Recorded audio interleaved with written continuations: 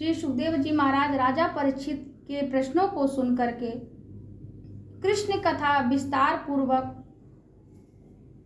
वर्णन करते हुए कहते हैं कि हे राजन, द्वापर के अंत में जब लाखों दैत्यों ने अहंकारी राजाओं का रूप धारण कर रखा था और पृथ्वी को आक्रांत कर रखा था, उनसे त्राण पाने के लिए, उनसे रक्षा पाने के लिए माता पृथ्वी गौ का रूप धारण करके ब्रह्मा जी की शरण में गई हैं और ब्रह्मा जी ने अपने साथ पृथ्वी माता, भगवान शंकर और स्वर्ग के प्रमुख देवताओं को लेकर के क्षीर सागर के तट पर भगवान नारायण की पुरुष सूक्त से स्तुति की।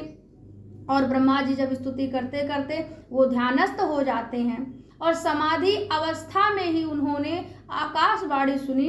अब ब्रह्मा जी ने सभी देवताओं से कहा कि हे देवताओं, हमने भगवान की वाणी सुनी है, भगवान को पृथ्वी के कष्ट का ज्ञान है, अतः वह अपनी काय शक्ति के द्वारा पृथ्वी का भार हरण करने के लिए वे भूलोक में जन्म लेंगे।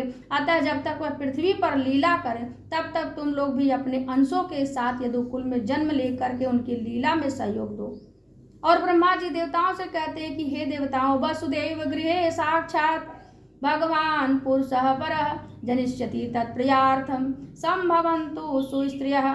ब्रह्मा जी कहते हैं कि हे देवताओं, वासुदेव जी के यहाँ भगवान नारायण स्वयं प्रकट होंगे, बहुत जल्दी प्रकट होंगे तथा उनकी प्रियतमा राधा रानी भी वहाँ पर आएंगी। उनकी सेवा के लिए देवांगनाएं वहाँ जन्म ग्रहण करें। स्वयं प्रकाश भगवान शेष भी उनके भाई के रूप में अवतार ग्रहण करेंगे। भगवान की ऐश्वर्यशालिनी योग माया उनकी लीला को का कार्य संपन्न करने के लिए अंश रूप से अवतार ग्रहण करेंगे।